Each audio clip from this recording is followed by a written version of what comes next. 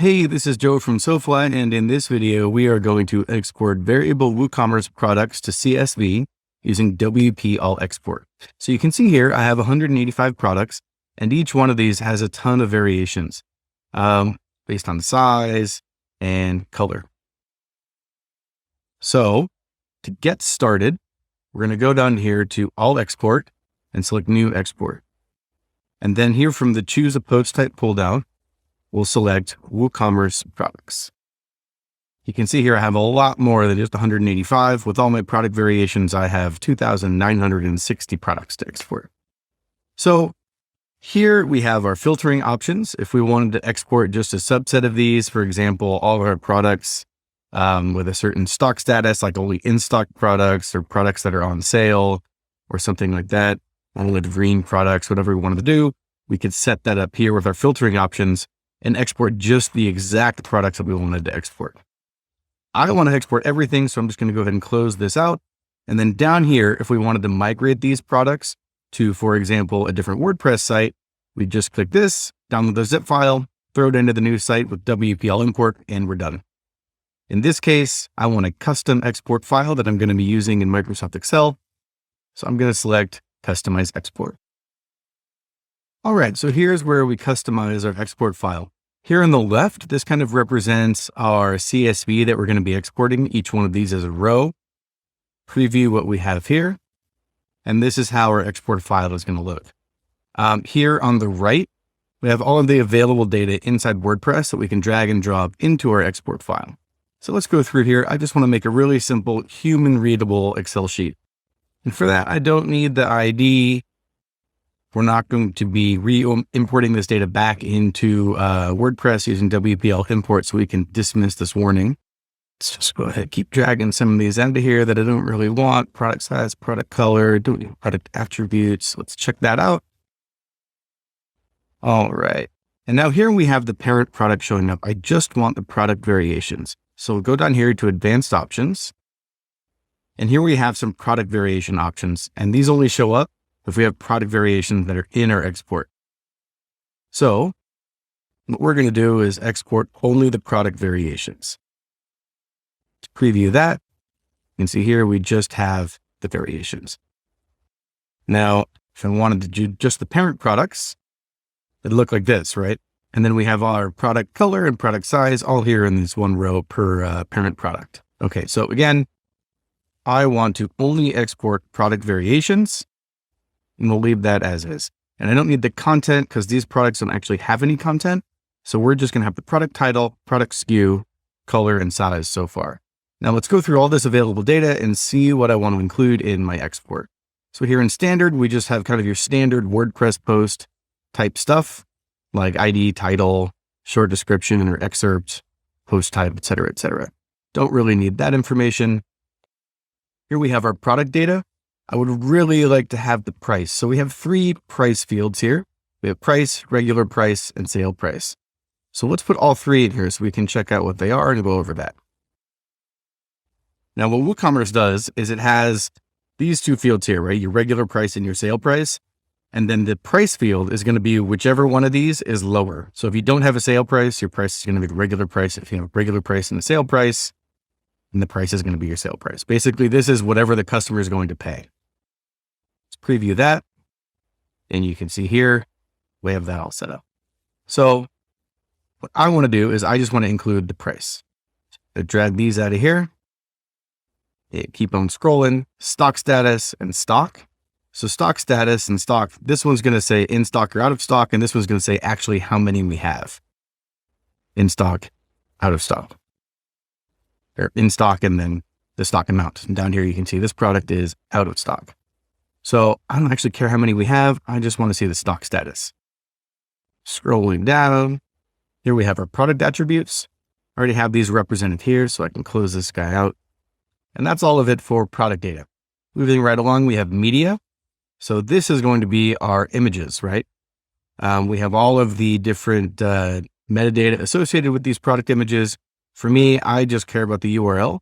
Just put the image URL in there and we can see now we have all of our image URLs, and you can see here that red. blue, blue. So these images actually match the product variation, which is kind of nice. All right. So that's that. So we're getting our media in there, and then taxonomy. So this is going to be our product categories. Drag this over and check this out. So these product categories are hierarchical, and this is how we handle the hierarchies in WPL export.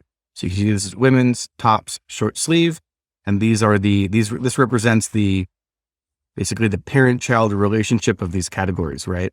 So women's is the parent, tops is a child of women's, and short sleeve is a child of tops. And then the whole hierarchy is going to be represented here. Finally, about custom fields, these are going to be all the random custom fields that are added by other plugins in WordPress. Don't need any of that information. And then other, this is going to be just kind of the miscellaneous stuff that's in WordPress that is not super interesting, but you might need to export it. So we included it here. But close that. And then ACF, if you have any ACF data being added to your products, that's going to show up over here. I don't, so we're just going to leave this as is. All right, so let's go through each one of these. Now, title, I'm going to edit this column name, call this product instead. And save that, preview. Now it's product, right? SKU, product color, product size. You can just call this color. But we can call this size. However, I kind of don't like that these are in separate columns. I want to combine them. So what I'm going to do is I'm going to add a new field here, and we're going to go down to custom export field. And I'm going to call this attributes. Over here, product data. I'm going to drag in product color. And then I'm going to add a pipe, a space, and size. Let's preview that. And over here in the end, I have attributes, blue large, green large. And that's kind of exactly what I'm looking for here. So I'll save this, and then I can get rid of these columns. Drag this over. Stock status. Could just change this to stock. Image URL. And we'll change this to categories. Perfect. All right, let's take one last look at this export file. And this is exactly what I'm looking for. All right, and go ahead and close this out for our advanced options. And then down here for export type, we can select which kind of spreadsheet we want to go to. We want to export to CSV, XLS, or XLSX. We're going to leave that. I'm fine with the CSV file.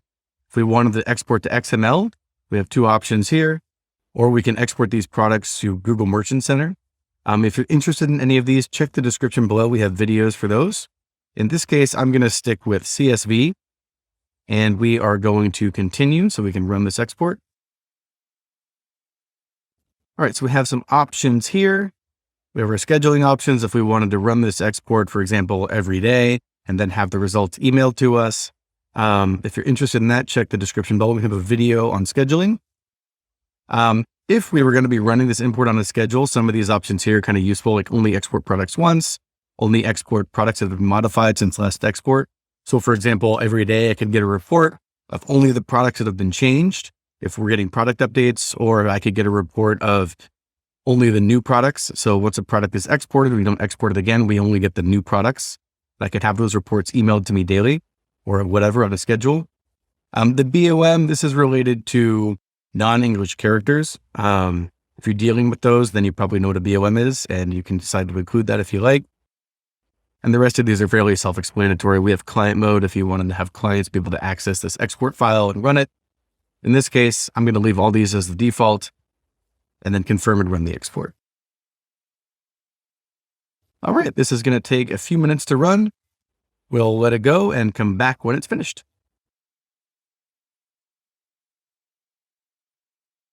All right, so that didn't take too long. We have a few options here. So we can download the CSV of our export file. If we wanted to schedule this export to run continuously, like every day or every week or whatever, we'd take care of that here. And then when that scheduled export runs, we can integrate it with Zapier and send the data to Dropbox or Google Drive or email or whatever else. If you're interested in scheduling an external app integration with Zapier, check out the description below. We have links to videos on that. We have a secure URL right here, so we can generate this. And then every time the export runs, this URL is going to give us the file that was just created. And every time it runs, this URL is not going to change, even if the file name changes. In this case, we could remove that and just download our CSV and open this up to check out what we have. All right, perfect. And this is our export file, and it is exactly what we set up with all of our exported data in it. Looks pretty good. And that's all it takes to export WooCommerce products to CSV using WPL Export Pro. Thanks for watching, and we'll see you soon.